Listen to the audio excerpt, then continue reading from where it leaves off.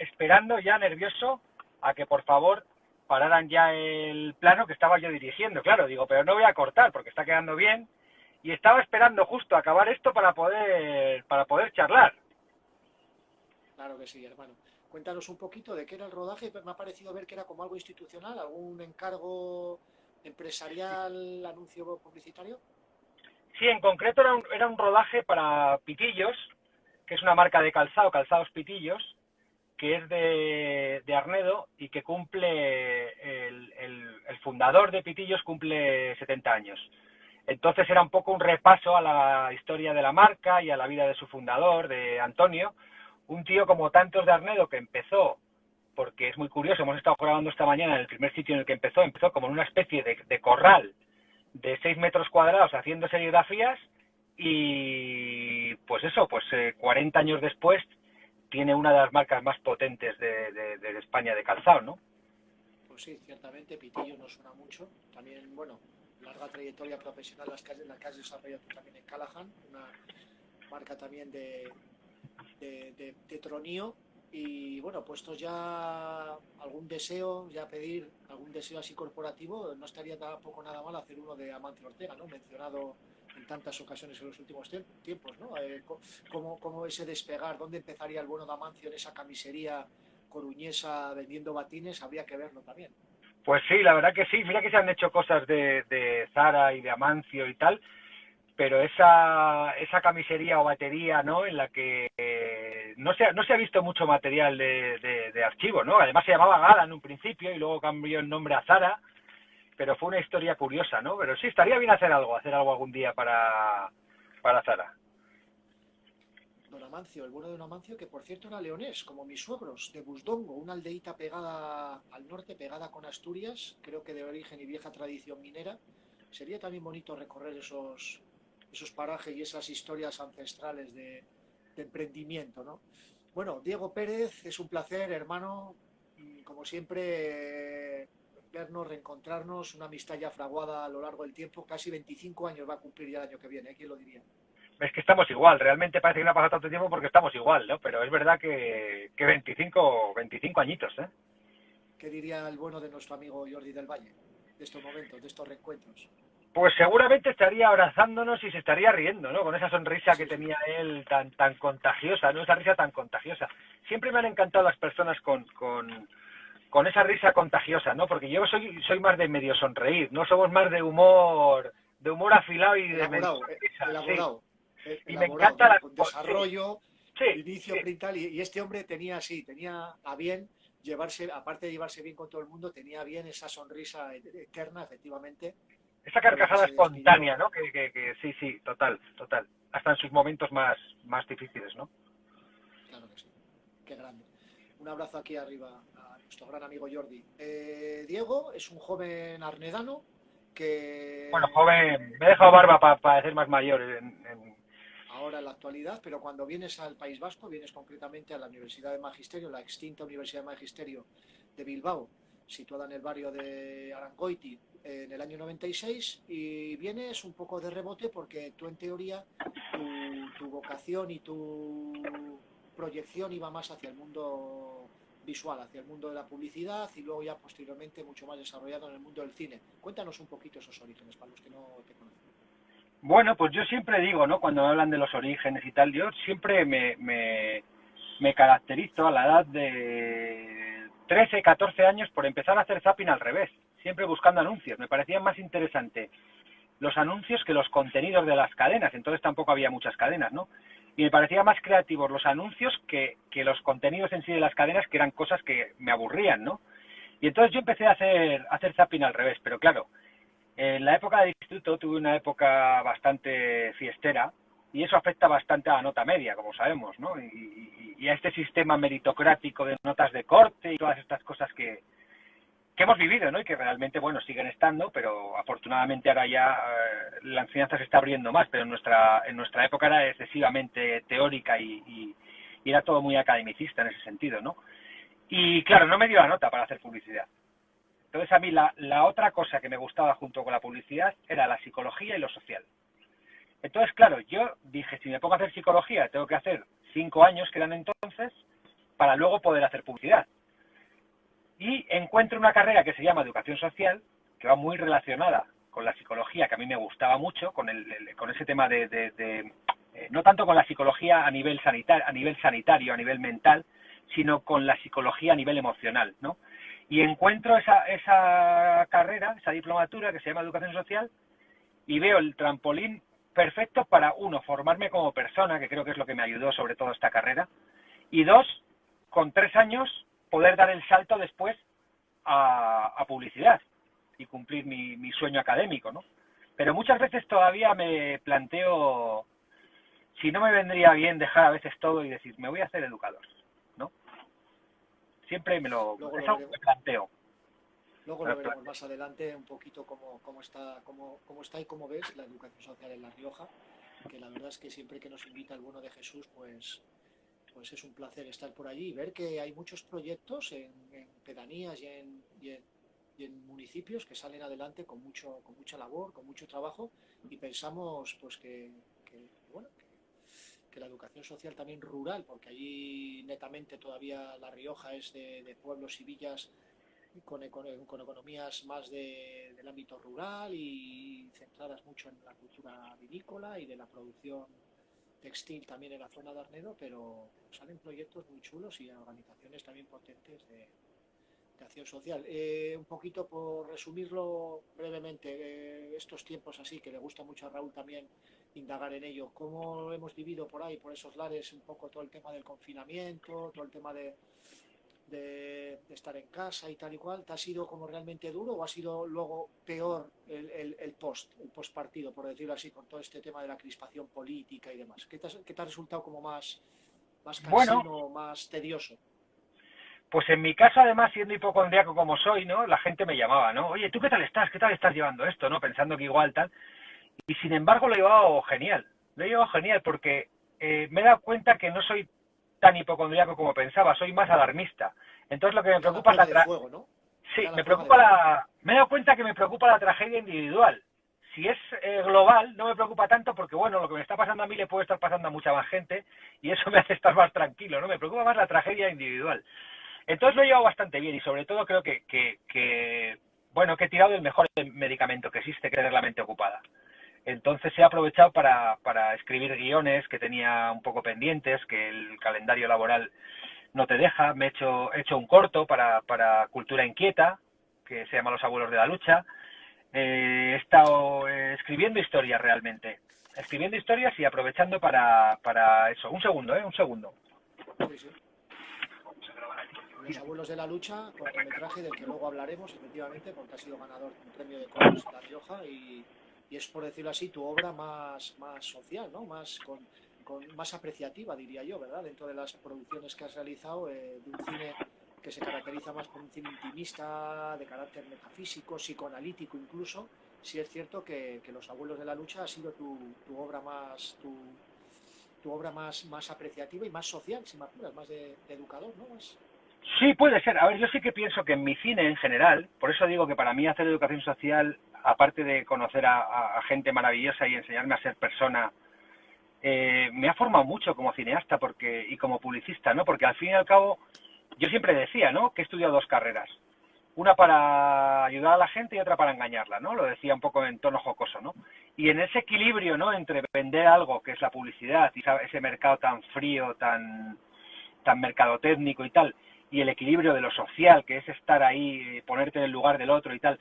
Creo que he encontrado un punto muy interesante que lo exploto mucho para llegar a las emociones de las personas, y de hecho en mi cine sí que puede ser un cine muy intimista, pero por ejemplo hay un cortometraje que se llama Aventura que habla del 11M y habla de vida en un contexto de muerte. Los Abuelos de la Lucha habla de la generación seguramente más dura de la historia, con un mensaje muy concreto en 1 minuto, un corto que os recomiendo ver porque es muy sencillito, es 1 minuto y es un mensaje en el que estos abuelos nos piden por favor que no tengamos compasión de ellos porque yo escuché muchas frases durante este confinamiento del tipo, bueno, pero este virus parece que tampoco solo está afectando a la gente muy mayor, tal, ¿no? Como si que se llevara a gente muy mayor fuera sí. Exacto, ¿no? Entonces yo, claro, y yo les quise dar voz, y mi idea en este corto, de hecho, fue darles voz. darles voz. Y luego hay otros cortos, como por ejemplo El casco de Júpiter, en el que abordo el tema del suicidio. Aunque luego el cine sí que es muy íntimo, muy de pareja, porque hago mucho cine de pareja. Y el tema del amor, de la pareja, o del amor padre-hijo, el amor hermanos, el amor amigos, todo eso siempre es lo que más me mueve. Siempre me lo llevo a un terreno social y así analizando mis cortos, pues como te comentaba, ¿no? He tocado el tema del suicidio, he tocado el tema del 11M, digamos, de la tragedia, ¿no? De la tragedia. He tocado el tema de la incomunicación de la pareja, que ese es uno de los temas que más toco, ¿no? Pero sí que hay un alto contenido social. De hecho, es algo que muchas veces cuando hablo con gente de cine en entrevistas o que me han preguntado, siempre hablo de la educación social, porque creo que es una parte... Educación social parece de estas carreras que a priori no te van a servir para nada, ¿no? Cuando tú empiezas a estudiar tienes la sensación de que quiere abarcar demasiado y no sabes hacia dónde va a concretar, pero te da una formación brutal a nivel personal y te da una visión muy poliédrica de la vida y de las personas, y te enseña mucho a ponerte en el lugar del otro, porque ves cosas, estudias casos, conoces casos de prácticas, amigos, compañeros de trabajo que están haciendo prácticas, y ves que la vida es más jodida de lo que parece, algo que en el mundo de la publicidad, sin embargo, es mucho más trivial, ¿no? Entonces, no es que no renuncie de mis inicios, sino que creo que soy lo que soy gracias a mis inicios, no me imagino de otra manera. Te asientas sobre ellos, afortunadamente. Oye, me llega el rumor de que Fernando Simón es de Arnedo, ¿es cierto? Sí, el politólogo, Sí. pero es Pablo Simón. Pablo Simón. Yo pensaba que era Pablo Fernando Simón. Simón, el epidemiólogo. Pensaba que era ya el hombre de todas No, las casas en estos... no, este puede ser de El de Arnedo como... Politicón. El de Este Politicón, puede, sí, no. el hombre Fernando culto, Simón, tranquilo. Fernando Simón puede ser de Arnedo y puede ser de cualquier ciudad porque ha estado más en nuestra casa comiendo y cenando últimamente que nadie, ¿no? Pero el que es de Arnedo es Pablo Simón, un gran politólogo que vive en Madrid, da clases en la Complutense, amigo de Amenábar, por cierto, y un gran político. Y colabora en programas como Al Rojo Vivo, en El Intermedio, hace crónicas políticas, y él sí que es de Arnedo. Es uno de los arnedanos ahora más De mayor mediáticos. enjundia. Sí, columnista del País también. Bueno, recordando, no sé si te ha llegado también la noticia de que, bueno, ha habido cineastas también de prestigio, Rodrigo Sorogoyen, bueno, Leticia Dolera, no con tanto prestigio, pero bueno, también ha hecho ya sus cositas dentro de, no tanto como actriz, sino dentro como directora, polémicas al margen.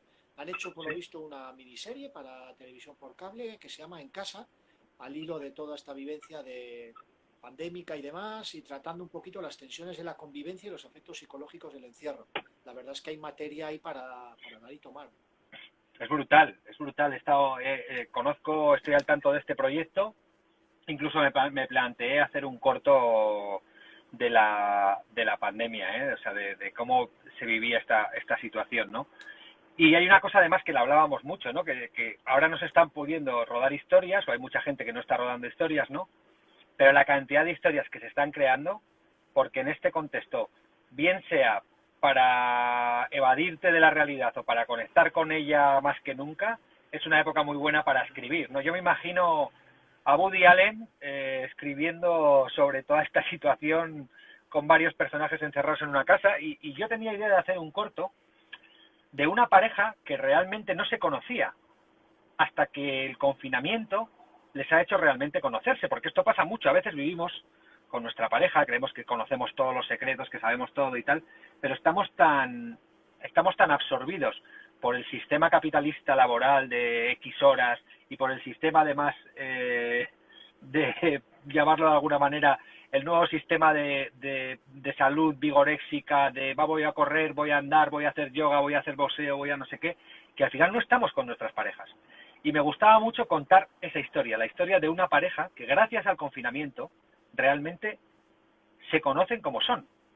Porque a veces tengo la sensación de que muchas parejas, a veces decimos, ¿no? Por ejemplo, pues es que antes mis padres cuando se casaron apenas se conocían y se casaron, ¿no? O en matrimonios, por ejemplo, en los que los novios se conocen el día de la boda, ¿no? Cosas que pasan en otros países por cultura y tal, ¿no? Y nosotros, sin embargo, vamos de sobrados, de que nosotros sabemos lo que queremos, que nos hemos casado o que estamos viviendo con alguien siendo perfectamente conocedores de cómo es la otra persona, y no conocemos tanto a nuestras parejas. Y a mí eso me parecía un tema muy potente para este cine en confinamiento. Y ya te digo que iba a escribir un corto, pero estaba con otro proyecto de un guión de mi 8º cortometraje y lo he dejado un poco de lado.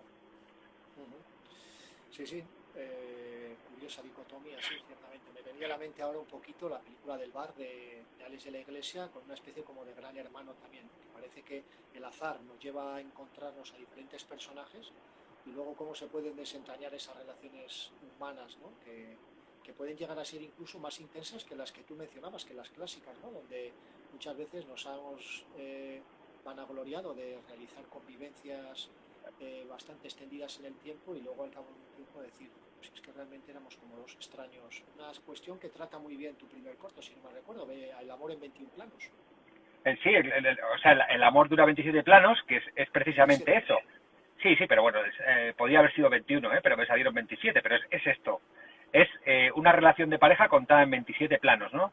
Entonces, claro, el primer plano, la habitación está totalmente vacía, la ropa por el suelo y la pareja está súper próxima, piel con piel, y poco a poco se va llenando la habitación y va desapareciendo el deseo y se van alejando los cuerpos, ¿no? De hecho, en el plano 21, ambos dos, en la voz en off, que se supone que es como la voz un poco que se utiliza para los pensamientos de los personajes en este corto concreto, los dos dicen, ¿por qué nos queremos tanto? ¿Por qué nuestros cuerpos ya se necesitan? ¿No? Es esa dicotomía también que hay entre el cuerpo y la mente en las relaciones de pareja, ¿no? Con la costumbre. Pero de todos modos, siempre que encierras a personajes en una casa o en un espacio, se ha hecho mucho cine potente, por empezar a hablar un poco si queréis de cine, ¿no? Pero se ha hecho mucho cine potente. Hay una película muy reciente, que es una película además vasca, de Bilbao, que se llama El Hoyo, que es gente que está encerrada en una plataforma, ¿no? Y aparte es una película apocalíptica, es una película que casi te está hablando de una situación pandémica, ¿no? Es gente que está encerrada en un hoyo y en la primera planta cargan todo de comida con los platos preferidos de cada uno de las plantas y esa comida tiene que ir bajando, o sea, hay un tiempo límite y va bajando del primer piso, de la primera planta, a la planta X. No os voy a decir cuántas porque son muchísimas, ¿no? Pero es muy curioso, ¿no? Cómo la gente empieza a comer como si no hubiera mañana y no va llegando la comida al resto de plantas. Nos dice Antage Blood que le encantó la película. Pues muy bien. Y El hoyo también, el Uso Memes, un peliculón, por supuesto. Es Mencionabas maravillosa, ahora a Woody Allen, maravillosa. mencionabas a Woody Allen y la verdad es que tenemos como telequinesia, ¿no? Somos muy iguales en muchas cosas. Estamos conectados. Exactamente. Y justo tenía una de las preguntas, era precisamente al hilo de eso, porque es que durante esta pandemia ha salido su biografía, de la cual me han removido muchas cuestiones casi más personales y filosóficas, porque soy un ídolo, o sea, soy un admirador profundo del cineasta, me parece fantástico, he disfrutado los últimos 20 y tantos años con su cine histriónico, del humor más banal, pero llevado y bien hilvanado, y cómo mezcla esas historias humanas y relacionales también de pareja con el psicoanálisis. Pero ahora no sé si es por la edad o por los estados de ánimo también que nos invaden en ciertos momentos, me ha parecido un poco agónico, aun no llegando a leer la obra, me ha llegado ciertos fogonazos, pues que de alguna manera en los capítulos finales intenta justificar o querer dar su versión, que es totalmente legítimo, de cómo se fragua la relación con su hija, con su hijastra, sí. Y todo el tema ese tan polémico de los juicios que hubo con Mia Farrow, de incriminación, de pederastia y demás. Me surge un poquito esa dicotomía existencial, ¿no? De si fuese otro tipo de personaje no tan vanagloriado en el ámbito cultural, si la sociedad en general hubiéramos sido más permisivos, o hubiéramos de alguna manera no cargado tanta tinta, ¿no? Tanto ríos de tinta en contra de ciertos comportamientos, ¿no? Que deberían haber sido ejemplares, si somos no sé, ¿cómo lo vives tú? Que también eres un ferviente admirador. Yo es que yo soy muy fan de Woody Allen, pero sí que siempre creo que hay que hacer el ejercicio de separar al cineasta de la persona, porque muchas veces tendemos a juzgar a los cineastas por su vida y no por su obra, ¿no? y sin embargo de otros personajes que no conocemos tanto, como puede ser un pintor o un escultor, que no está tan expuesto mediáticamente, no nos planteamos su vida, disfrutamos de su obra. Yo creo que con Woody Allen hay que hacer lo mismo, ¿no? Sí que es cierto que es un personaje controvertido, porque Woody Allen, desde siempre, en toda su filmografía, además, Woody Allen habla básicamente sobre tres temas, ¿no? Que es el amor, la muerte y, de alguna manera, el psicoanálisis, ¿no? Que el psicoanálisis, además, con Freud, tenía dos impulsos, el eros y el zánato, curiosamente, el amor y la muerte, ¿no? Y es de lo que habla Woody Allen, ¿no? Casi siempre en todo su cine. Yo creo que Woody Allen es una persona que sigue buscando, de alguna manera, el amor en cualquier sitio, ¿no? Y esa forma tan peculiar que Woody Allen tiene de buscar el amor y de las casualidades, todo esto que juega, las películas de Woody Allen siempre son como ciertas, siempre tienen un punto de comedia de enredo, ¿no? En el que de repente las personas que aparecen al principio juntas nunca acaban juntas. O si acaban, entre medio han pasado un montón de cosas, ¿no? Pero suele haber como mucho cambio de cosas, ¿no?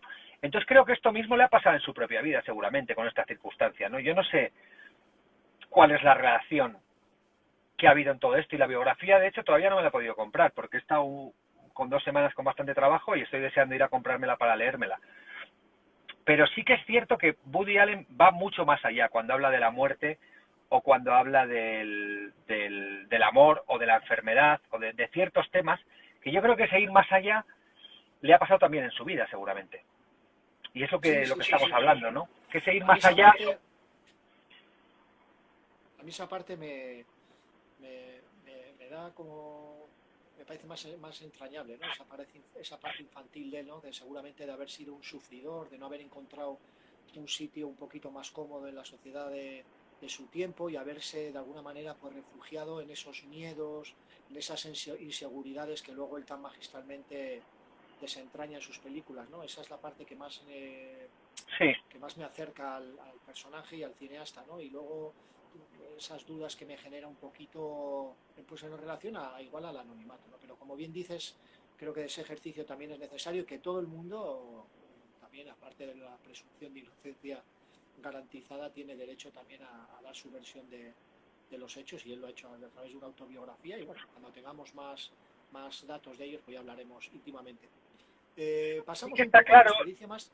Ah, perdona, perdona, sí. no, te iba a comentar eso, ¿no? Que está claro también que un cineasta, ¿no? De la talla de Woody Allen, o un cineasta de la talla de Polanski, del que también se ha hablado mucho, o de Lars von Trier, en muchos casos es lo que hablamos, hay que saber separar al cineasta de la obra, y luego también hay que saber un poco, en algunos casos, al nivel de pensamiento que se mueve esta gente, ¿no? Porque es gente que está continuamente planteándose, no se caracterizan por ser gente conformista, no es gente a la que el mundo le valga tal y como es, están buscando continuamente cómo reinventarse, ¿no? Cómo reinventar su mundo, ¿no? Y en esa reinvención muchas veces sí que es cierto que ciertos códigos sociales pueden estar más, más cerca. No digo que los tengan que transgredir o no, ¿eh? Digo que una persona que está continuamente preguntándose sobre el existencialismo, está más cerca de llegar a otras cuestiones que nosotros no llegamos. Pasaba con los filósofos griegos en la antigüedad.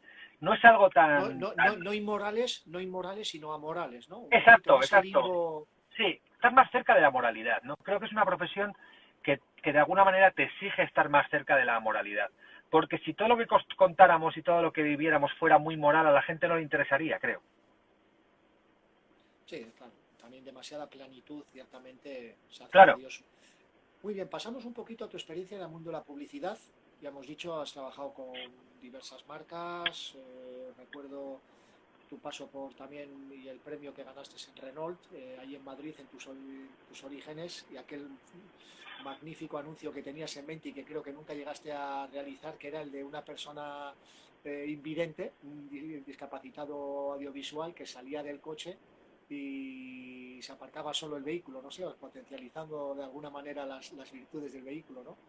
Pero desde esa experiencia profesional en el mundo de la publicidad de más de 20 años ya, ¿qué le haría falta a la educación social para situarla en esa visibilización y valor social que merece, ¿no? No tampoco desde un halo idealista y tal, pero sí algo más realista y algo más cercano a la práctica que se realiza y que son de interés y en ciertos momentos son también de valor, pero parece que no llega a un gran público, ¿no? ¿Qué tipo de spot o campaña lanzarías? ¿Cómo lo...? Siempre me A acuerdo ver, que solías comentar que para hacer un anuncio con un perro y una buena canción triunfaría seguro. Ya el mensaje siempre casi sería decían, lo de sí, menos. sí, siempre decía que cuando la idea no era muy potente que metieras animales o niños y una buena banda sonora, ¿no? Que siempre funcionaba, ¿no? Pero fíjate, hablando de la educación social, el gran problema que puede tener a veces la educación social es que, claro, está tan polarizado el mundo de la publicidad con el de la educación social que parece como que ver una campaña sobre la educación social sería algo un poco extraño, ¿no? Es decir, como cuando en la época esta en la que ves, por ejemplo, una ONG, ¿no? Una ONG, un anuncio de una ONG, que por cierto se han hecho maravillosos, ¿eh? Pero ahora ya no se ven casi anuncios de ONGs, ni anuncios de organizaciones relacionadas con lo social, porque parece que son dos mundos como demasiado lejanos, pero al final, que es lo que hablamos, están mucho más cerca de lo que creemos, porque la educación social, como todo, por muy pura que sea, estamos trabajando con personas, educando en valores, pero todo eso hay que comunicarlo, hay que publicitarlo. Entonces, creo que debería, de alguna manera, hacerse un poco de hincapié y hacerse un esfuerzo en dar a conocer lo que es el mundo de la educación social. Y es algo que lamentablemente no se ve casi, porque sí que vemos anuncios de Cruz Roja, por ejemplo, o vemos anuncios de la ONCE, o sí que hay organizaciones de las que vemos anuncios que hablan de personas que pueden tener ciertos problemas. En este caso van más a temas muy concretos, ¿no? Como la discapacidad, la pobreza. Pero yo recuerdo uno de mis anuncios favoritos, que nunca lo olvidaré, y de los que además me dijeron quiero hacer publicidad, era un anuncio de Cruz Roja en el que salían imágenes súper tristes, ¿no? De guerras y de hambrunas en todo el mundo, ¿no? Y salía una niña llorando, ¿no? Y había una familia viendo la televisión y un niño a gatas que iba con un chupete, se acercaba a la televisión, que la televisión estaba colocada en un mueblecito muy bajito, y le ponía el chupete a una niña africana que salía llorando, ¿no? Y me acuerdo de ese spot y me parecía mágico, ¿no? Porque además lo social es un tema muy bonito y muy puro para poder contar historias. Yo me acuerdo de cuando estábamos trabajando en agencias de publicidad, como en Sachi, que trabajaba en Macan, cuando nos llegaba una campaña social, era una gozada, porque podías por fin tener un mensaje más puro. No ir solo al tema de vender, sino ir a sensibilizar, ¿no? Me acuerdo de una campaña que hicimos muy buena para Manos Unidas, que era con pósters, como si fueran pósters como muy coloridos, para dar ese punto como de estrenos de cine, y ponía, por ejemplo, Guerra en Guatemala en el 2014, y era el 2002, ¿no? Y salían pues dos personas con un fusil y tal. Y entonces el eslogan era: las injusticias de hoy son las guerras de mañana. Y me encantaba esa campaña, ¿no? Y siempre he hecho de menos eso en la publicidad. El ver esa publicidad social que para mí es fundamental, porque todo lo demás es vender un producto, pero aquí estamos hablando de otra cosa. Estamos hablando de sensibilizar, ¿no? Sí, Entonces sí, creo que hay que hacer, que hay mucho trabajo por hacer, pero creo que esos dos mundos se tienen que acercar, que por lo que claro que sea sí. están muy separados. Sí, están contrapuestos. Sí, el mercantilismo, lógicamente, no es uno de los dogmas precisamente de la educación social, ¿no? Es un poco antinatura de alguna manera. Siempre que Está trabajamos claro. la horizontalidad, la relación y no comercial, afortunadamente. Por Hablamos eso, de pero cine por eso social y hablo de... Sí, hablamos de cine social y hablamos de referentes pues como Spike Lee, Ken Loach, Fernando León de Aranoa aquí. ¿Qué te retrotraen? ¿Qué te gusta de ellos? ¿Qué cosas te atraen más de ese tipo de cine? bueno, es que yo soy enamorado del cine social. O sea, yo para mí, en España hay dos, tres directores que me fascinan. Uno es Fernando León. Fernando León, desde que vi Familia, que es una película maravillosa, que no, si no la habéis visto os la recomiendo. Todo lo que ha hecho me parece maravilloso. Es una persona que tiene una sensibilidad para captar lo social. Recuerdo, además es una persona muy adelantada a su tiempo, aunque esté hablando de cosas sociales que ya han pasado en muchos casos, como en Los lunes al sol, la historia de los astilleros, o en Barrio, la historia de los adolescentes en una zona marginal, ¿no? De un barrio de una gran ciudad. Sin embargo, muy adelantada a su tiempo en cuanto a la manera de evolucionar los personajes y de cómo esos personajes van encajando las diferentes emociones de lo que pasa en las historias. O sea, a mí el cine de Fernando León de Aranoa me encanta. Y en España hay otro director que es Almodóvar. Porque Almodóvar, mucha gente le mete en ese mundo de la fiesta, de tal, de no sé qué, pero Almodóvar lleva hablando de cine social desde prácticamente los inicios en los que abogaba por la libertad sexual, porque si hay alguien que ha hablado de la libertad sexual y ha hecho mucho por ella a nivel cinematográfico en este país ha sido Almodóvar, hasta la figura de la mujer. La figura de la mujer, de la igualdad, de la integración, de tal. O sea, Almodóvar es un enamorado de la figura de la mujer. Y los personajes femeninos de Almodóvar, o sea, están a un nivel brutal de realismo de lo que realmente es el mundo de la mujer, porque en el cine, como en todo, ha habido mucho machismo y se han contado muchas historias de hombres, ¿no? Pero Almodóvar siempre ha puesto el foco en historias de mujeres. Películas como Hable con ella, como Todo sobre mi madre, como La flor de mi secreto, como ¿Qué he hecho yo para merecer esto? ¿No? Que no sé si os acordáis también de esa película. O sea, es que para mí Almodóvar, el trabajo que ha hecho con el cine social es brutal, es brutal. Te ha sorprendido cómo en su última película, eh, Dolor y Gloria, proyecta la imagen de su madre de una manera un poco más abrupta que lo que en origen él había defendido o lo que en origen él había intentado proyectar? Porque efectivamente todo sobre mi madre y las grandes películas de él siempre ha hablado como ese gran referente de la mujer rural castellano manchega que estaba orientado en su madre y las vecinas que tanto la habían arropado y la habían cuidado de aquella manera tan sensible, y sin embargo en esta película he visto que sobre todo en el tramo final esa relación que tiene ya con el tema de las operaciones y qué hace con ella y si va se vuelve un poquito como más compleja, ¿no? Como más abrupta, ¿no? Sí, puede ser que Almodóvar en esta película, en todas habla de su madre, porque es un personaje que está muy pegado a su madre y en Central, todas las sí. películas, en Volver también, habla, siempre detrás del cine de Almodóvar está su madre, ¿no? En casi todos los personajes femeninos, ¿no? Pero en esta película yo creo que lo que estás comentando se debe a que está su madre en su fase ya más mayor, en su fase final, y en una fase en la que mismo Almodóvar lo decía, que su madre llega a un punto ya en el que le daba igual todo, ¿no? Esto pasa mucho, ¿no? Cuando la gente va envejeciendo, que llega a un punto en el que dice, mira, es que ya me importa todo un carajo y voy a decir lo que pienso, ¿no? Entonces sí que ese punto de personaje que de alguna manera tiene que cuidar de los hijos, tiene que sacar la familia adelante, porque el gran homenaje que hace siempre Almodóvar a la mujer es que es realmente la cabeza de familia. En todas las películas de Almodóvar la cabeza de familia es la mujer, que además es lo que ha pasado en la sociedad española. Por mucho que creamos que el hombre trabajaba, que tal, que no sé qué, lo que había detrás era brutal, ¿no? Entonces, en Todo sobre mi madre, en Dolor y Gloria, está el personaje de joven de la madre, que de alguna manera lo hace Penélope Cruz, que es ese punto Sí. De de vitalidad, renunciar a todo por su hijo, de vitalidad, de frescura, de belleza, de sensibilidad, ¿no? Y luego está la parte contraria, ¿no? Que es la parte de la madre ya de mayor, que es una parte ya de decirle al hijo, pues mira, las cosas como son, esto ya tal, que yo creo que eso también está bien, ¿no? las Eso cuatro es. verdades del barquero, ¿no? Las cuatro Es verdades de verdad. decir, mira, he estado cuidándote toda la vida, he hecho todo por ti y tal, y ahora ya esto es así, ¿no? Y la relación que se plasma entre Julieta Serrano y Antonio Banderas en esa parte final, me gusta mucho porque es muy dicotómica. Y es la parte, como estamos hablando, la parte que tú dices, ¿no? La parte que no hemos visto realmente. Y me gusta Sí, mucho esa, porque esa es parte verdad, sí. de Almodóvar no la hemos visto tanto con su madre. Conoces a muchos actores y actrices, de tu experiencia también, de festivales, como organizador en Arnedo y también en Los Goya, que has podido acudir también como invitado y tertuliano. ¿Qué actor, por su temperamento, por su forma de ser, incluso por actuar, creerías que daría como un buen profesional de la educación social?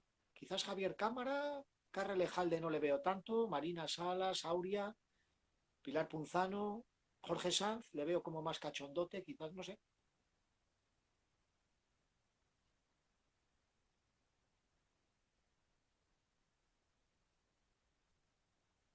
No te oigo ahora. Se te ha ido el audio, ¿no?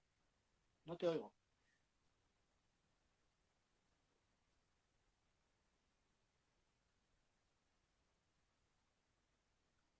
no va el audio, no sé por qué le ha pasado ahora. Vamos a ver si recuperamos la conexión Car, Car Audio. Estábamos comentando un poquito de la experiencia y el conocimiento que tiene Diego de distintos. Ahora sí, ahora creo que te oigo. Sí, ahora sí se te oye, creo. Ahora sí, ¿se me oye? Sí, ahora sí, perfecto. ¿Me has oído tú la pregunta? Perfecto, es que ¿sabes qué pasa? Que es que he dejado el rodaje ahí y estoy dentro del coche. Y por lo que Ya sea, te vemos. se ha ido el Te sonido. vemos. ¿Me escuchabas la pregunta? ¿Me escuchaste la pregunta? ¿Llegaste a oírla o te la repito? Repíteme un poco, porfa. Sí, te comentaba que dentro del mundo cinematográfico, ¿qué actor o actriz de los que conoces a un buen elenco de ellos, gracias a tus participaciones en los festivales de Arnedo y en alguna participación como tertuliano en los premios Goya, crees que se acercaría o sería un buen profesional de la educación social? Si Jorge Sanz, que no le vemos igual tanto, Carla Lejalde, Javier Cámara, Marina Salas, Pilar Punzano, Aurea. Mira, pues bueno, de gente con la que he trabajado, de actores con los que he trabajado, creo que sin duda Carra sería un gran educador social, porque te diría las cosas como son. Es un tío además que tiene una inteligencia brutal, casi, es una Social, persona ¿no? que es Además, también. casi superdotada y social, ¿no? Yo me acuerdo que con Carra Alejalde, fíjate lo que nos pasó con Carra Alejalde, para que mucha gente vea la dimensión de estos grandes actores, ¿no? Yo siempre he pensado que la gente muy buena en algo, en general se caracteriza por su humildad, ¿no? Porque saben que se aprende mucho más escuchando que hablando, ¿no? Y entonces se han rodeado siempre de gente, ¿no? Carra Alejalde, llegamos a un corto que hicimos que se llama El casco de Júpiter, el que os he comentado que iba sobre el suicidio, y llegamos al corto, al cementerio, y me dice, Diego, dime los nombres éramos 32 personas de equipo, me dice, dime los nombres de la gente y tal, los nombres de todos los participantes en el corto. Coge un boli y un papel y se apunta todos los nombres. Dice, vale, me voy a fumar un cigarro. Se fuma un cigarro, entra al rodaje y empieza a llamar a cada uno por su nombre. Antes de que le saluden, él empieza a saludar a todo el mundo. Hola Álvaro, tal, al eléctrico. Hola Rafa, al dire de foto. Imagínate que Carla Lejalde te llega a un rodaje ya, antes de que te vayan presentado, llamándote por tu nombre. Entonces es un tío que se metió en el bolsillo desde el minuto 1 a 32 personas. Y ya 32 personas iban a muerte con él. Entonces es que Carla tiene una empatía especial, tiene un punto, tiene una sensibilidad especial para esto. Y aparte creo que es un tío que sería bueno en prácticamente todo lo que se proponga. De actores Lo con los que yo he anotamos. trabajado. Pero es que Claro que sí. Carra... Luego está esa Es figura mucho del que hablar. educador social, el educador social como tal, ¿no? Que me imagino, si yo tuviera que hacer una película y poner a alguien de educador social, creo que cogería a Luis Tosar, porque Luis Tosar tiene esa figura de poder haber sido un chaval conflictivo en un momento puntual y a la vez un educador social, pero cañero, o sea, gente como muy cerca de la realidad, ¿no? Creo Celda que 501 le ha hecho mucho daño, la ha encasillado ya. sí, sí, bueno, es que hace tantas pelis, no está fácil encasillar esto, ¿sabes? Porque hace tantas pelis, pero sí que tiene esa cara un poco de haber vivido, ¿no? O sea, de esta gente que ha vivido mucho, ¿no? Y luego a nivel de actrices, pues he trabajado con varias actrices, en concreto, creo que actrices de actrices con las que yo he trabajado, digo, creo que Pilar Punzano, que es la protagonista del corto de Ventura y que se dio a conocer y se hizo muy famosa por ser la hija de los Alcántara en Cuéntame y tal, es una tía que tiene una sensibilidad y un compromiso y un conocimiento del otro. De hecho, ahora ella ha dejado un poco de lado el mundo de la interpretación y ha montado como una especie de gabinete sexológico para hablar de la sexología, pero no desde un punto de vista de disciplina universitaria, sino desde un punto de vista mucho más existencial, ¿no? Relacionado con la antigüedad, con la antigua Grecia, la antigua Roma, con los dioses y la sexualidad. Y está haciendo cosas muy interesantes por ahí. O sea, que sería una muy buena educadora también. Claro que sí. Tenemos algunas películas, porque ha habido gente que nos ha ido comentando cuando sabían de tu participación, algunas películas que tratan pues de la educación social, no directamente, pero algunas de ellas sí. Malas hierbas, por ejemplo, la francesa, no está mal, es una película bastante Muy chula. aceptable. La caída de Los Ángeles también, de Ken Loach, del antes mencionado Ken Loach. Fuerte Apache a nivel estatal. Pero yo me quedo con la obra maestra. que me enamoró, yo creo que a mí y a la mayoría de espectadores en el último año, año y medio, que sin tratarse en sí misma sobre la educación social, el tema central es el determinismo social también, y me parece brutal, que es Parásitos. ¿Qué opinión te merece? ¿Qué, el bueno de Bong Joon-ho, cómo dan el clavo de la estratificación social, de los planos, de cómo sitúa la cámara y ese mensaje brutal que de alguna manera nos ofrece de la realidad, ¿no? De que enfrentémonos a la realidad, de que aunque intentemos idealizarla, en ocasiones nos absorbe y es chocar contra un muro. Es maravillosa, es que Parásitos, estamos hablando seguramente de una de las mejores películas de los últimos 30 años. O sea, yo es que Parásitos la he visto 6 veces. Yo cuando vi Parásitos la primera vez, luego se la puse a mis alumnos del curso de cine, un curso que tengo que se llama Una cuadrilla de cine, y luego la he visto 4 veces más. Parásitos es una película que define también al ser humano a todos los niveles, independientemente en el estrato que nos encontremos. Evidentemente tiene una visión un tanto pesimista en el desenlace de la película, tiene una visión un tanto pesimista del ser humano, pero porque evidentemente está llevado a extremos, ¿no? Pero sí que define muy bien esa historia de los de arriba, los de abajo, los de en medio, ¿no? Y cómo, pues por simples juegos a veces del destino, la vida nos coloca en un sitio o en otro, ¿no? Pero, pero tenemos muchas más cosas en común de las que nos diferencian, ¿no? Y Parásitos es maravillosa contando esa historia a priori tan pequeñita, ¿no? Una película también sobre un encierro, ¿no? Lo que hablábamos antes del juego que dan los encierros. Es una película que un gran porcentaje de ella, del metraje, transcurre en la casa de los ricos, ¿no? Y la podrían haber hecho prácticamente entera ahí, pero sí que está bien que se vea la otra casa que tienen, la casa de los pobres. Por eso, pero vamos, está hecha la película al 85% de planos en 2 casas. De hecho, John Bong-joon diseñó la casa de los ricos, la diseñó él y estuvo un año con un arquitecto diseñando la casa en función de los planos que necesitaba. O sea, no cogió una casa o un chalet y lo grabó, sino que diseñó un chalet para la película, ¿no? Y es una película maravillosa, es que es una película que a cualquier persona más allá de la educación social le toca, ¿no? Porque se ve reflejado en muchísimas cosas, ¿no? Es un poco el Lazarillo de Tormes, es un poco todas estas historias de la literatura clásica, ¿no? Historias en las que te tienes que buscar las habichuelas, ¿no? Y como su propio título indica, ¿no? Cómo al final todos tenemos ese punto de parásitos, de chuparle la sangre a alguien para sobrevivir. Es una película maravillosa, o sea, maravillosa. Y a nivel de educación social, de lo que estabas hablando, pues últimamente he visto películas. He visto una película que para mí es la mejor película del año pasado, después de Parásitos, porque Parásitos está a otro nivel. Se llama Los Miserables y la quiero recomendar a la gente que nos esté viendo. Es una película de Lady G, francesa. Es una película que se llama Los Miserables y que es una película guerras, ¿verdad? Tras la ¿eh? Primera Guerra Mundial. Sobre la No, Primera no, Guerra no. Mundial, ¿verdad? No, Los Miserables es una película que habla del París actual y es una película en la que hay diferentes estratos de la sociedad.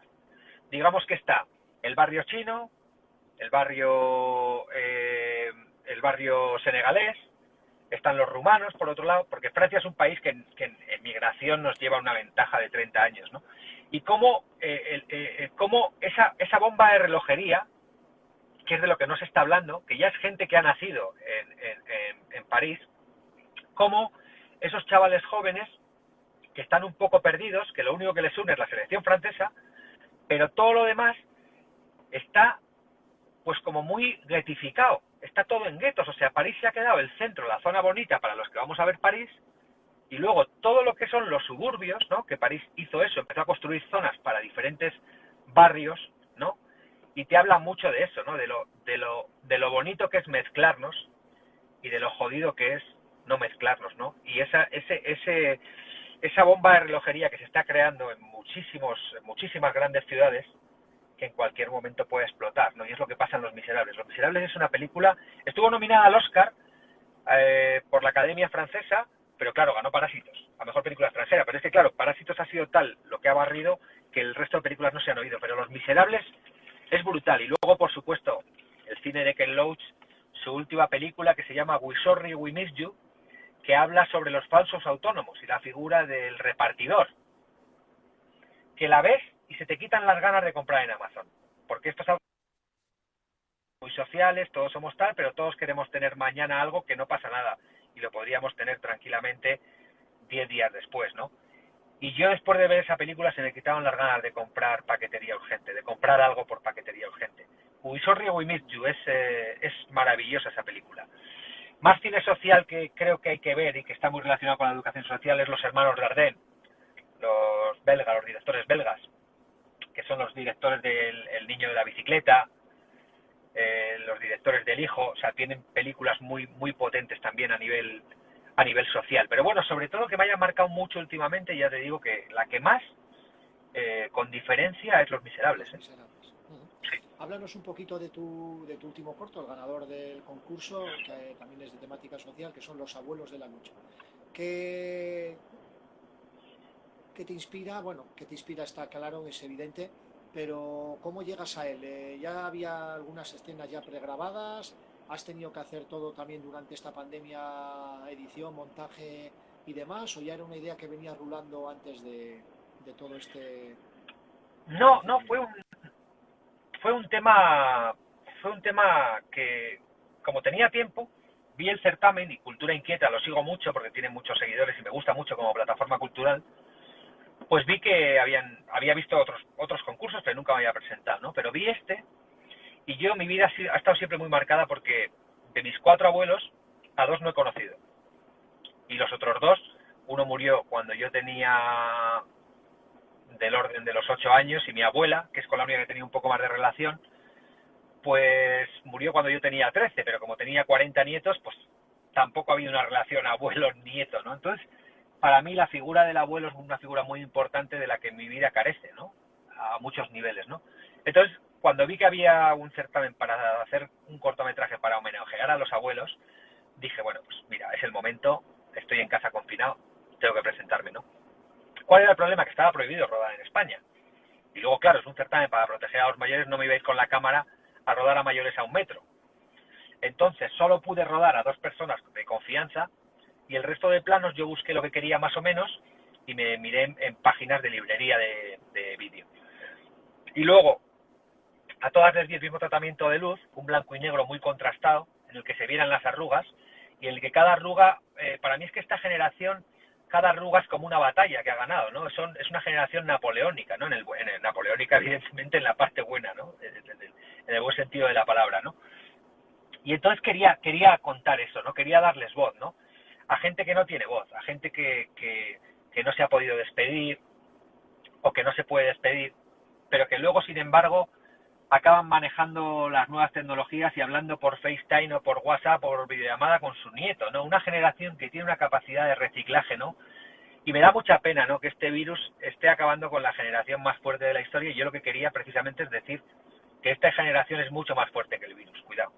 Que vale que se esté yendo gente y tal, pero esta generación ha pasado por todo, nació en una guerra, creció en una dictadura, eh, después ha tenido una crisis en la que ha tenido que trabajar para sus hijos, en muchos casos, para que sus hijos estudien. Ahora están cuidando a sus nietos. Quiero decir que es que no han dejado de trabajar, trabajaron para sus padres, para sus hijos, han cuidado de sus hermanos, eran los profesores de sus hermanos, eran los educadores sociales en esa época de sus hermanos, los mayores, y luego, por si fuera poco, son los educadores sociales de los nietos. Entonces dices, hostia, que semejante generación, que para mí es una generación chapó, tenga una despedida tan fría en una sala de un hospital, en una habitación de una residencia, me removía por dentro las entrañas y quería contar algo, ¿no? Y eso es un poco el corto, lo podéis ver perfectamente en mi página web, lo podéis ver en mi canal de Instagram, y se llama Los Abuelos de la Lucha, lo podéis poner en YouTube, simplemente Los Abuelos de la Lucha, y os saldrá el enlace de Cultura Inquieta. Y es 1 minuto, pero es muy rotundo, ¿no? Es una historia muy, muy, muy rotunda. Y yo nunca hago cortos tan pequeñitos ya de duración, porque intento preparar cosas un poco más grandes, pero claro, era un momento muy propicio, y siempre he tenido esa carencia de abuelos, de figuras que además admiro, la figura del abuelo, ¿no? Y que para mí, la gente que tiene esa suerte de tener un abuelo, yo siempre les digo, por favor, disfrútalo, que te cuenten historias. De hecho, yo cuando estoy con gente mayor, siempre les pregunto cosas. Y se me pasa el tiempo escuchándoles, o sea, me encanta, es como estar leyendo un libro. Te entiendo perfectamente porque yo he sido uno de esos grandes privilegiados. De hecho, todavía cuento con la presencia de uno y hasta hace apenas 2 o 3 años contaba con los 4 abuelos y es algo inenarrable y algo que, que todos necesitamos, efectivamente, y bueno, que se lo merecen, más que nada. Pues ya por hoy, amigo, te vamos a despedir ya para que puedas continuar con el trabajo. La verdad es que ha sido, como no podía ser de otra manera, pues entretenido, didáctico, siempre ameno. Hemos estado hasta serios, Y ¿no? Hemos estado hasta serios, ¿no? Hasta bien, sí, ¿no? sí, la verdad es que, bueno, dejamos un poco más la informalidad para nuestros ratos de ocio Sí, y sí. los karaokes. Somos más, sí, ya el tema, si entramos ya en bodas y en otro tipo de encuentros más lúdicos, ahí ya se nos va. Ya Sí, nos ha sí, faltado sí. el piano de Badarán y una buena botella de whisky o de Ballantines al lado para seguir dándole cuerda al loco de la colina, pero ha estado entretenido. Yo creo que ha estado con suficiencia, con solvencia. Nos dice Vero, desde aquí le mandamos a la tía Vero un beso también muy grande, que también nos ha seguido. Un besazo, Vero, un besazo. Está viéndonos. Y nos vemos pronto, amigo. Siempre es un placer dar recuerdos por ahí a la familia, a Ciro, a tu hermano. Y seguramente estaremos antes que tarde en algún encuentro fraternal como los que nos caracterizan. Perfecto. Pues nada, muchísimas gracias ahí a todos por estar. Un besazo enorme a Vero y a los educadores que estéis por ahí en la zona, que ya sabéis que os quiero mogollón, que para mí siempre digo que he estudiado 2 carreras, pero he vivido una, ¿no? Que es la de educador social. O sea, mi gente está en la educación social. Y es así, no es por quedar bien o quedar mal. No tengo ningún grupo de mi carrera de publicidad, pero tengo un grupo de edusos que estamos continuamente hablando. Y mi vida me ha marcado mucho la educación social, así que me encanta haber podido hablar con vosotros. Que, oye, ahí está mi Instagram si queréis que os recomiende cine, o que hablemos de cine más específicamente, que hablemos de cine social, pero que he disfrutado muchísimo y que además pues verte a ti también, a mi hermano Chomin ahí, pues es un placer, es un placer. Igualmente. Un beso a todos y nos vemos la semana que viene con más entrevistas. Tenemos esperándonos a la vuelta de la esquina a Ana Forés, a Juan, profesor de la Universidad de Almería, a Óscar Martínez, muchas más sorpresas en Educablog. Hasta pronto, chicos. Un abrazo.